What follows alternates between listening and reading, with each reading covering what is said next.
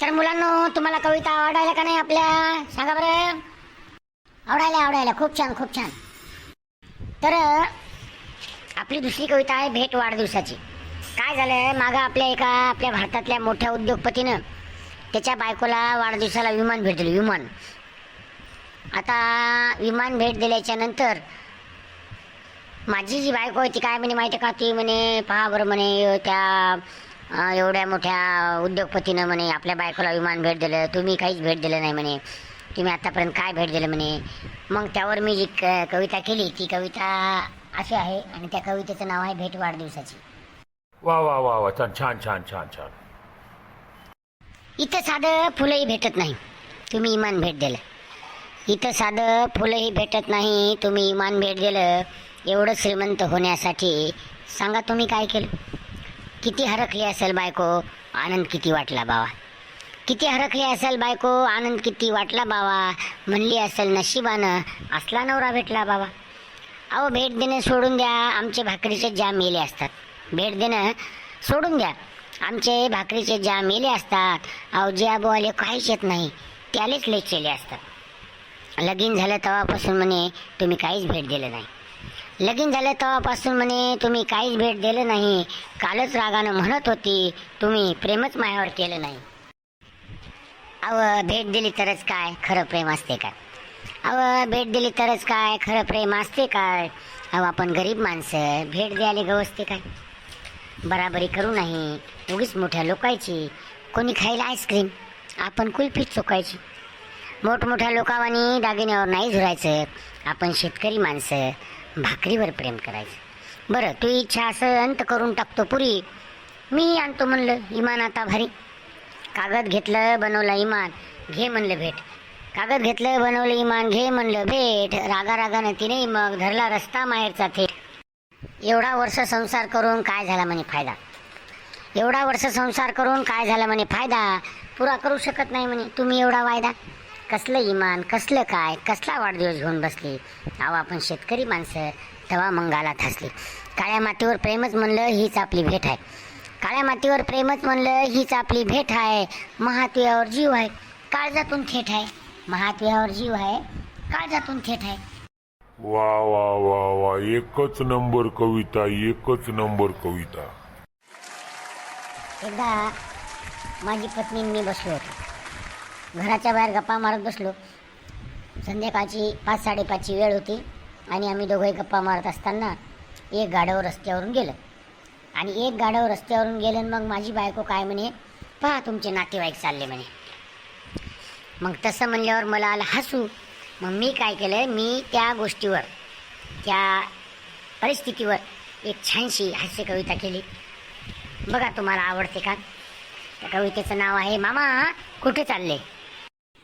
एकदा एक गाढव माया दारून होते जात. एकदा एक गाढव माया दारून होते जात. हसू लागली बायको त्याच्याकडे पाहत.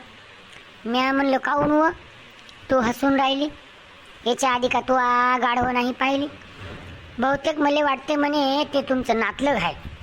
म्या म्हणलं हा गड्या, तू ओळखलं नाही का काय? म्या दिला आवाज, म्हणलं मामा कुठं चालले? तुमच्या पोरीले तुम्ही काहून नाही बोलले? विसरलं का काय घर तुम्ही? ध्यानात नाही राहिलं? तसं गाढवानं बी मग मागं वळून पाहिलं. असं म्या म्हणलं की बायको लागली रडू. मोठमोठाले डोळे, आवाज चढू चढू. उठसूट तुम्ही नाव माहेरच्याले ठेवता. आता कळलं म्हणे तुम्ही मले किती जीव लावता. सुरुवात तर तुवाच केली ती म्हणलं महानातलग म्हणून. कर आता पाहुणचार गाढवाले घरात आणून. दुसऱ्याकडे बोट दाखवणं एक सोपं आहे, आपल्याकडे 3 बोटं. तुले माहीत नाही का काय? सध्या फॅशन जिकडं तिकडं फॅशन आहे. व्हॉट्सअप, इंस्टाग्राम, फेसबुक याच्यावर तर तुम्ही नुसता धांगडधिंगा. त्या इंस्टाग्रामवर तर नुसता धांगडधिंगा चालू आहे. हे दन नाचा लागले. कुठं बाया नाचायल्या, कुठं नवरा बायको दोघं नाचायले. म्हणजे काय आता काय बोलावं, या गोष्टीला काही मेळ लागत नाही. आणि फॅशननं तर निव्वळ डोकं मॅड केलेले. त्या आधारावर एक मी फॅशन नावाची कविता केलेली आहे आणि माझ्या कवितेचं नाव आहे फॅशन. बघा तुम्हाला आवडते का ते? जुना काळ कसा होता आणि नवा काळ कसा होता हे मी माझ्या कवितेतून सांगण्याचा प्रयत्न करणार आहे. काय बया फॅशननं डोसकं केलं मॅक. काय बा, या फॅशननं डोसकं केलं मॅट. असं वाटते डोसक्यात हाणून घ्यावी बॅट. फॅशनच्या नावाखाली संस्कृतीच आटून गेली. फॅशनच्या नावाखाली संस्कृतीच आटून गेली. नवी कोरी पॅन्ट मात्र टोंगळ्यावर फाटून गेली. कपडे झाले लहान आता अंग सारं उघडं. कपडे झाले लहान आता अंग सारं उघडं. हरवून गेलं संस्कृतीचं जुनं पुराणं लुगडं. डोईवरचा पदर आता दूर कुठेतरी हरवला. इथभर स्कर्ट आता चार चौघात मिरवला. जिकडं तिकडं फॅशननं डोसकं वर काढलेलं आणि ज्याले त्याले इथं कमी कपड्यानं वेढलेलं. बरं कुणी काढत नाही तोंडावर बोट आहे. सांगू नका कोणाले, ही अंदरकी गोठ आहे. कुणीच कुणाला म्हणायचं नाही आपली आपली मर्जी आहे. नक्की काही कळना हो कुणाची हलगर्जी आहे.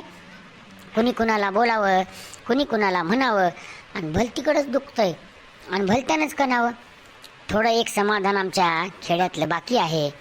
माय बहीण आजी आमची पदरामंदी काकी आहे. थोडी का होईना संस्कृतीची खेड्यामंदी कदर आहे. अहो अजूनही माईचा डोईवरच पदर आहे. बरं झालं आमचं गाव स्मार्ट अजून झालं नाही.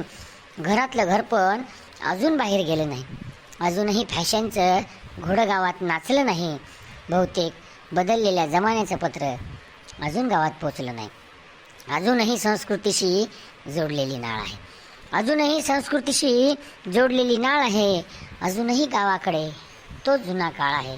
अजूनही गावाकडे तो जुना काळ आहे. सर तुम्ही खूप छान छान कविता करायले, पण एक कविता अजून होऊ द्या. एखादी प्रेमावर कविता होऊ द्या. एखादी प्रेम कविता मजा येते जरा. होऊ द्या प्रेम कविता. तर प्रेमावरची कविता माझा आवडता विषय आहे. माझ्या कवितेचं नाव आहे पहिलं प्रेम. तिच्या लग्नात बुंदी वाढायचं काम माया हाती होतं. तिच्या लग्नात बुंदी वाढायचं काम माया हाती होतं. दिवसा नव्हतं बरं, तिचं लग्न रात्री होतं. वाढता वाढता अधूनमधून तिच्याकडे डोकावत होतो. काय सांगू तिच्या लग्नात किती मी धावत होतो. वऱ्हाड आले तेव्हापासून माया पायाले दम नव्हता. हे सगळं पाहून तुम्ही म्हणसाल याले काहीच गम नव्हता. अंतरपाठ धरण्यापर्यंत मी इतका कामात होतो. 4 दिवस अगोदर खरंच मी तिच्या प्रेमात होतो. तिने निरोप पाठवला होता लग्न जवळ आल्यावर. घेतलं बा एक वचन तिला भेटायला गेल्यावर. आता मला आठवू नको पत्र कोणतंच धाडू नको. वचन दे मला आता आठवण माई काढू नको. अजून एक वचन दे लग्नात माया जेवून जाय. शेवटचं मला एकदा डोळे भरून पाहून जाय. तिचं दुसरं वचन मात्र पूर्ण नाही झालं. माया जेवायच्या अगोदरच सगळं संपून गेलं. बुंदी काही उरली नाही. चपात्याही सरल्या होत्या. कढईत मायासाठी बहुतेक 2-4च वांग्याच्या फोडी उरल्या होत्या. नवरी नवरदो निघायच्या टायमाला हुंदका महा दाटला होता. जसा काय गाडीचा सायलेन्सरच फाटला होता. ती आता सुखात आहे कधीमध्ये दिसते. ती आता सुखात आहे कधीमध्ये दिसते. झालीच कधी भेट तर गालातल्या गालात हसते. गालातल्या गालात हसते. खरं म्हणजे बालमित्रांनो प्रेम काय नसते. प्रेमाच्या नांदी लागून आपलं आयुष्य खराब करू नका. सर्वात पहिले एक आयुष्यात एक नियम ठेवा, एक एम ठेवा. काय की शिक्षण घ्या, चांगलं शिका, पहिला नंबर आणा, चांगली नोकरी करा आणि नोकरी लागल्याच्या नंतर प्रेम लग्न घेणं सगळं. तर अजून एक प्रेम कविता तुमच्यासाठी सादर करतो. पहिलं प्रेम ही झाली आपली कविता. आता दुसऱ्या कवितेचं नाव आहे विम्याचा हप्ता. काल ती दिवाळीला आली होती. एक लेकरू कडेवर एक हाताला धरून पाहत होती माझ्याकडे फिरून पुन्हा फिरून. चेहऱ्यावर पूर्वीची ती लाली नव्हती. बहुतेक तिच्या संसारात खुशाली नव्हती. डोळ्यात तिच्या काहीतरी सांगायची तळमळ होती आणि माझ्याही काळजात प्रेमाची जळजळ होती. चालताच म्हणाली, तुला एकदा भेटायचंय, घेशील का माझी भेट? हे निमंत्रण तुलाच बरं का, काळजातून थेट. मी म्हणालो तिथेच भेटू जिथे पहिले भेटत होतो. एकमेकांचे जीवलग जिथे आपण वाटत होतो. ती आली पण येण्यात पहिल्यासारखं लाजणं नव्हतं. छुनू तिच्या पायातलं पंजन आता वाजणं नव्हतं. मांडीवर डोकं ठेवून बोलणारी आज जरा दूर होती.